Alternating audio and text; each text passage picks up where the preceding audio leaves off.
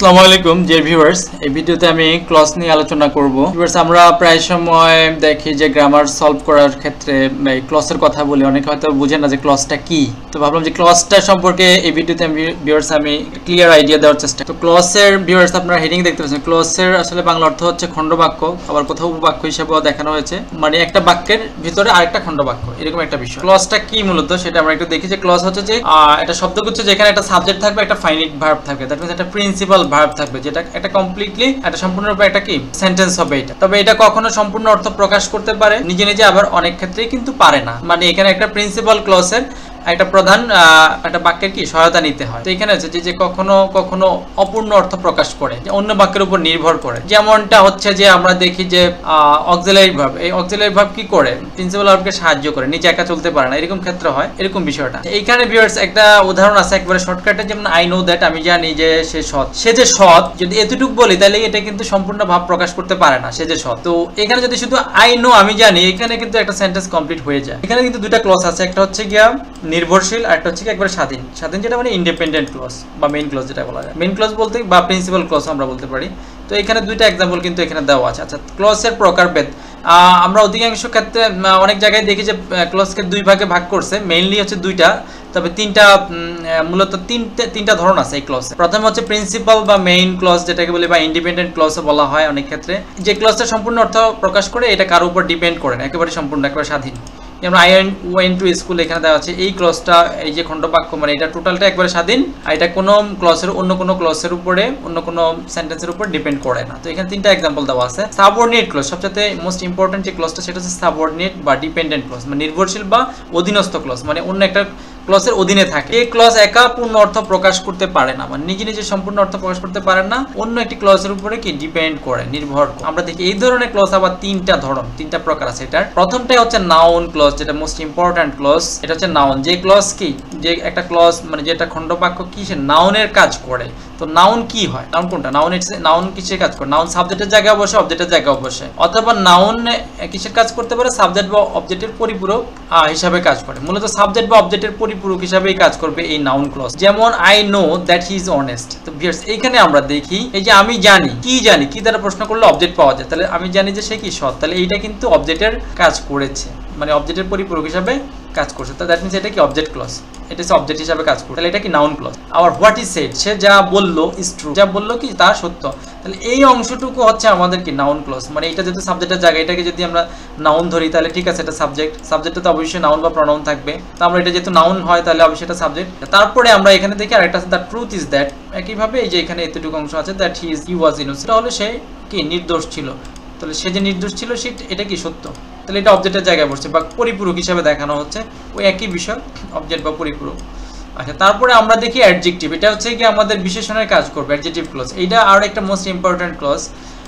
যেমন the boy, this is the boy, এই হয় বালক, হু স্টোল দ্য ব্যাগ, যে ব্যাগটি কি চুরি করলো, ফার্স্ট ইনডিফিনিট টেন্স। এইখানে এই বয় সম্পর্কে অতিরিক্ত তথ্য দিয়েছে। এই বালক, কোন বালকটা, এই বালকটি, দিস ইজ দ্য বয়, এই হয় সেই বালকটি, হু স্টোল দ্য ব্যাগ, যে কি ব্যাগটি চুরি করছে, তাহলে এইটা কিন্তু অ্যাডজেক্টিভের কাজ করছে। এই যে ক্লজটা টোটালটাই কি নাউন প্রোনাউন, যে বিশেষণ হিসাবে কাজ করে, বর্ণনা প্রদান করে। তো এখানে কি থাকে, এখানে দেখা যাচ্ছে হু, হুইচ, দ্যাট, হুজ, এগুলো থাকে, এই ধরনের ডব্লিউএস ওয়ার্ডগুলো থাকে, আবার এই যে এখানে দ্যাট, এই যে কানেক্টর থাকে, তো রিলেটিভ প্রোনাউনগুলো থাকে এখানে আমরা দেখি। আচ্ছা, তারপরে দেখে যে আরেকটা বলছে the book that you gave me, যে বই। তো ভিউয়ার্স, এখানে বলি এই যে একটা কনজাংশন আছে এখানে, বা এই যে এখানে একটা প্রোনাউন আছে দ্য বুক দ্যাট, এইটা কিন্তু মানে হাইড করা যায়, এটা বাদ দিলেও কিন্তু এই সেন্টেন্সটা আলাদা, এখানে এটা বাদ দিলেও কিন্তু লেখা the book you gave me, যে বইটি তুমি আমাকে দিয়েছো, অর্থাৎ কি the book that you gave me is very useful. তো এটা কাজটা কি, যে এখানে এই বাক্যটার কাজটা কি, বাক্যটা এই বই সম্পর্কে অতিরিক্ত তথ্য প্রদান করতেছে, কোন বইটা, যে বইটা তুমি আমাকে দিয়েছিলে, দ্যাট মিন্স এটা কি অ্যাডজেক্টিভের কাজ করে। তো এগুলো আমরা যখন সিম্পল থেকে কমপ্লেক্স বা কম্পাউন্ড করতে যাই তখন কিন্তু এই ক্লজের কথা বলি, তখন কিন্তু এই ক্লজের ধারণা থাকলে কিন্তু তখন বুঝতে সহজ হবে। তারপর হচ্ছে অ্যাডভার্বিয়াল ক্লজ, দ্যাট মিন্স এই ক্লজটা অ্যাডভার্বের মতো কাজ করবে। আর অ্যাডভার্ব হচ্ছে কখন, কোথায়, কিভাবে, যদি শর্ত থাকে তাহলেই কিন্তু সেটা কি এগুলো প্রকাশ করে, তখনই সেগুলোকে অ্যাডভার্ব ক্লজ হিসাবে কি আমরা এগুলোকে চিহ্নিত করতে পারি। যেমন I went there when he called me, এটা হচ্ছে সময় প্রকাশ করছে, মানে কি আমি সেখানে গেলাম যখন কি হি কল্ড মি, এটা সময় প্রকাশ করছে যখন সে আমাকে ডাকলো। ওকে, তারপরে আবার আছে শি উইল স্টে হেয়ার, সে এখানে থাকবে বিকজ, কারণ বুঝাইছে এখানে যে আমাদের এখানে যেগুলো ছিল সময়, কারণ, কথায়, কেন, এগুলো ঠিক আছে। বিকজ কারণ, এখানে কি শি ইজ ইল, সে কি অসুস্থ, বা এই যে কেন, কেন মানে হচ্ছে কারণ। আচ্ছা যাই হোক, তারপর দেখি ইউ উইল সাকসিড, তুমি সফল হবে, ইফ ইউ, এটা শর্ত, ইফ ইউ ওয়ার্ক হার্ড, যদি তুমি কি কঠোর পরিশ্রম করো, তো এটা শর্ত প্রকাশ করছে। তাহলে এগুলো হচ্ছে অ্যাডভার্বিয়াল ক্লজ হিসাবে আমরা এগুলোকে চিহ্নিত করব। তারপর হি রানস ফাস্টার, সে দ্রুত দৌড়ায়, দেন আই ডু, মানে আমি বলার চাইতে সে কি আরো দ্রুত দৌড়াচ্ছে, এটা হচ্ছে তুলনা। তো এগুলো কিন্তু কি তুলনা বোঝায়, এগুলো কিছু সব হচ্ছে অ্যাডভার্বিয়াল ক্লজ, মানে এই বাক্যগুলো কি, এই ক্লজগুলো, এই সাবঅর্ডিনেট ক্লজগুলো অ্যাডভার্বের কাজ করছে। তারপর হচ্ছে কোঅর্ডিনেট, এটা হচ্ছে কোঅর্ডিনেট ক্লজ, মানে হচ্ছে সমন্বয়কারী, এটা সমন্বয় সাধন করে। তো এগুলো কাজ, এগুলো একবারে সহজে চেনা যাবে যে কোঅর্ডিনেট ক্লজ কি। এখানে দেখি একটা এক্সাম্পল, আমাদের একটা সংজ্ঞা আছে, যে ক্লজগুলো সমান গুরুত্ব বহন করে। এখানে আসলে দুইটা প্রিন্সিপাল ক্লজ থাকে আর এখানে কিছু কনজাংশন থাকে, এগুলো কানেক্ট করে। যেমন এখানে দেওয়া আছে এন্ড, বাট, অর, নট, নর, সো, ইয়েট, ফর, এই যে এগুলো দ্বারা কি যুক্ত হয়, তখন আমরা উভয়টাকে আমরা বলেছি কোঅর্ডিনেট, উভয়টাই কোঅর্ডিনেট। দ্বিপদ অত্যধিক ক্লজ কনজাংশন, এই যে এখানে কতগুলো ওয়ার্ড দেওয়া আছে, কনজাংশন দেওয়া আছে, দ্যাট মিন্স এখানে দুইটা ক্লজে কি সমান গুরুত্ব বহন করে। তো বিয়ার্স, এইটা আমরা এখানে একটু ভুল লিখলাম, ইন্ডিকেটরটা ঠিকমতো হয় নাই, আমি একটু দেখাই দিই। এখানে এই যে ইন্ডিকেটর, এটাও কিন্তু এখানে লাল কালো কালি হবে, কারণ এখানে কিন্তু কোনো সাবঅর্ডিনেট ক্লজ নাই, এখানে দুইটাই কোঅর্ডিনেট ক্লজ, এই যে এন্ড অথবা বাট দ্বারা সংযুক্ত হয়েছে। তারপরে আমরা দেখি কোঅর্ডিনেট ক্লজটার আবার চারটা প্রকার আছে। প্রথমে আছে কিউমিউলেটিভ অথবা কোপিউলেটিভ ক্লজ, মানে যোগ সুযোগ, এরা কি কানেক্ট করে দুইটাকে। যেমন হি কেম অ্যান্ড, এবং কি আমি আই গ্রিটেড হিম, আমি তাকে শুভেচ্ছা জানালাম বা সংবর্ধনা দিলাম। তো এটা কি করছে, এবং আরও একটা কাজ ঘটলো, আরও একটা কাজ হইলো, এখানে কিন্তু বিপরীত কিছু ঘটে নাই, ঠিক আছে।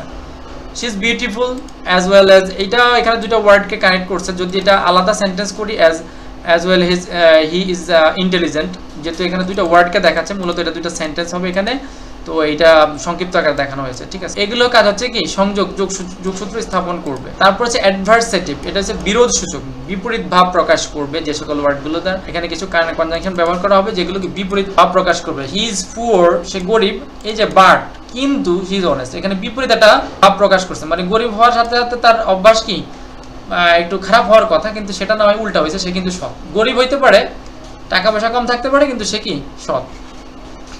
আচ্ছা, তারপর এখানে দেখা যায় হি ট্রাইড হার্ড, সে কঠোর পরিশ্রম করলো, ইয়েট, তথাপি হি ফেইল্ড, এটা হচ্ছে কঠোর পরিশ্রম করলে সে কি সফল হওয়ার কথা, বাট এখানে ইয়েট হি ফেইল্ড, তথাপি সে কি করলো, ব্যর্থ হলো। এটা কিন্তু একটা বিরোধ সূচক। তো এইখানে দুইটা ক্লজ থেকে আমরা বলতে পারি কি অ্যাডভার্সেটিভ ক্লজ, বা এগুলো কি আমরা বলতে পারি কোঅর্ডিনেট ক্লজ এগুলো।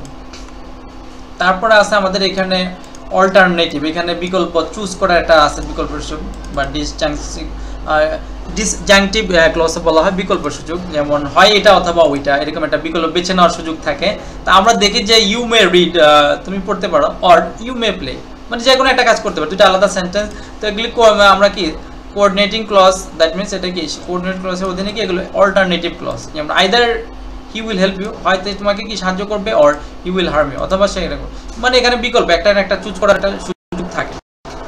আচ্ছা, ওবে দ্য রুলস, মানে নিয়মগুলো, এখানে আমি একটা দেখাচ্ছি যে ওবে দ্য রুলস, নিয়মগুলো ফলো করো, মেনে যাও, মানো, ইলস অন্যথা কি ইউ উইল বি পানিশড, তোমাকে কি শাস্তি দেওয়া হবে। মানে এখানে বিকল্প অপশন আছে, হয় যদি এটা মানো তাহলে এটা করতে হবে না, ঠিক আছে, শাস্তি পেতে হবে না, এখানে একটা বিকল্প আছে। তারপরে ভিউয়ার্স, এখানে আমরা দেখি যে ইলেটিভ বা কারণ বা ফল সূচক, এখানে আমরা দেখি একটা ফল আরেকটা হয় এরকম। যেমন এখানে হি ওয়াজ ইল, এখানে কিছু কনজাংশন আছে, সো দেয়ারফর, ফর, এগুলোকে আবার লিঙ্কিং ওয়ার্ডও বলা হয়। তো মূলত লিঙ্কারগুলোই একটা কনজাংশন। ওকে, হি ওয়াজ ইল, সে অসুস্থ, so he could not attend the class, so কি সে ক্লাসে কি শ্রেণীতে অংশগ্রহণ করতে পারলো না। আচ্ছা, তারপর হচ্ছে ইটস রেইনিং, বৃষ্টি হচ্ছে, দে আর অতএব কি উই শুড স্টে ইনসাইড, আমাদের ভিতরে থাকা উচিত। এখানে কারণ বা ফল প্রকাশ করছে, এটা একেবারে ক্লিয়ার। ভিউয়ার্স, এখানে আশা করি আমি আপনাদেরকে কিছুটা বুঝাতে পেরেছি যে আসলে ক্লজটা কি হবে। কারণ হচ্ছে আমরা যখন এই সিম্পল থেকে কমপ্লেক্স বা কমপ্লেক্স থেকে কম্পাউন্ড বা কমপ্লেক্স থেকে সিম্পল করি, তখন ক্লজের কথা বলি, তখন তো আসলে এত বিস্তারিত ব্যাখ্যা করার সুযোগ থাকে না। তো যার কারণে আমি ভাবলাম যে একটা ক্লাস আসলে এটার উপরে করা উচিত। তো ভিউয়ার্স, আশা করি আপনারা বুঝতে পেরেছেন। ভালো লাগলে অবশ্যই সাবস্ক্রাইব এবং শেয়ার করবেন।